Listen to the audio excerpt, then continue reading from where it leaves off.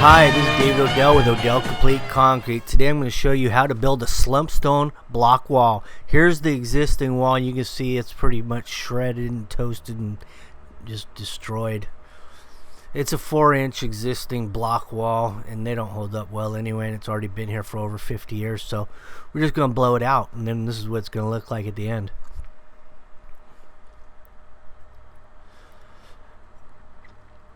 So here's your demolition process here, and this stuff's coming out real easy. I mean, you could kick it down with your foot. It was that easy. The only thing that was difficult was there's a tiny footing they had in here. It was about a 4-inch, not even 4-inch. It was kind of a mortar bed that they started out with putting this block wall. Although it held up for 50 years, which is pretty good considering it had a mortar bed for a footing, and it was retaining about a foot of dirt for 50 years. It's really amazing. Also, it had some pretty large trees on the other side, and it was holding back the roots as well.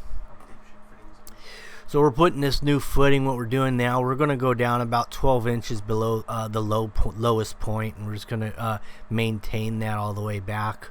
12 inches deep, and we're going about 16 inches wide. Even this new wall is going to be from 3 feet to 2 feet. We're going to have a couple step downs in it.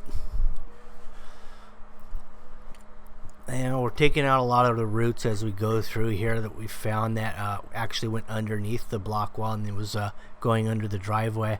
Hadn't did any real damage yet to the driveway, but a few more years it probably would have. We came across some pretty large roots through here. There was some minor cracking where the roots went under the driveway. Fortunately, this driveway had some welded wire mesh in it, I found, and that's what really held it together. From separating from those tree roots being under it. Yeah, if they didn't have the wire, those cracks would have been wide open and at different levels for sure.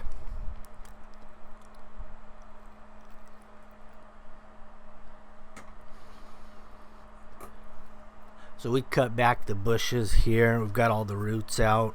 We're a good foot down for below the driveway.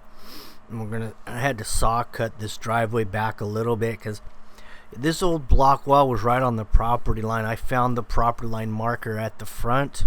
When I dug down, I found the little post that was back of city sidewalk, and that's typical. You'll always find like a round steel tube that's buried, and that's property line marker. They're on just about every property. If you dig behind the sidewalk, you'll find them normally.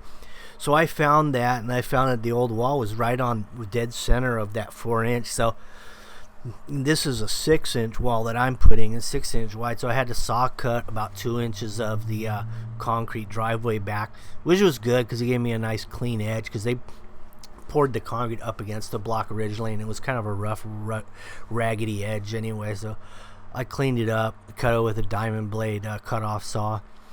And now what we've got here, I used a laser level to initially start with my elevation. I just got a level point from the back to the front, and then I just started measuring down in 6-inch increments to find out, because my block is 6 high, 6 wide, and 16 long. So what I had to do is just measure down from a level line in 6-inch increments to establish my footing height. And as I went back and my footing got up a little bit, I wanted to make sure the footing was always lower than the driveway. So when I got close, I just jump it up or down, 6 inches. And then I'd have steps in the footing itself.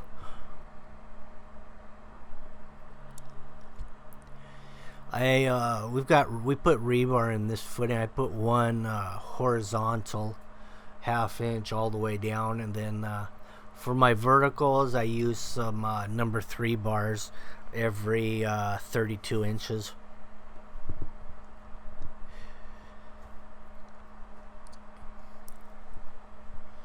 So here we have a step down, and we'll just run the string line from there. Now here's your joiner tool, or striker, or spoon, whatever you like to call them. I usually just call them a striker. So after you let the mortar dry, after you set a few courses, then you can start jointing.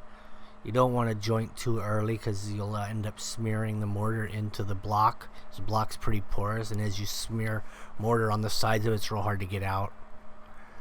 So you let it get dry, and then it's a lot easier to keep clean.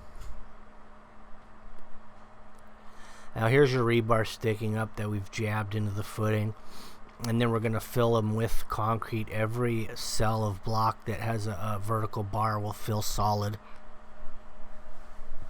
That bottom course, if you notice, we didn't put any mortar on the head joints, and that's basically in between the blocks on the bottom course to allow water build up underground to go through the block without having to go into the block and put a lot of pressure, a lot of water pressure on the inside of the wall. So we left the bottom holes open so the water could drain through a lot easier.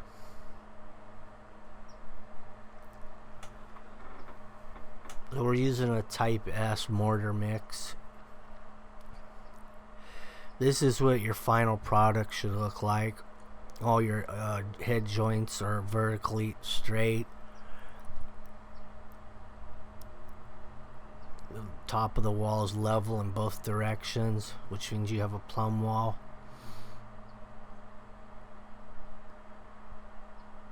They had some of this same color block, some of the other planters around the yard, so I just matched it.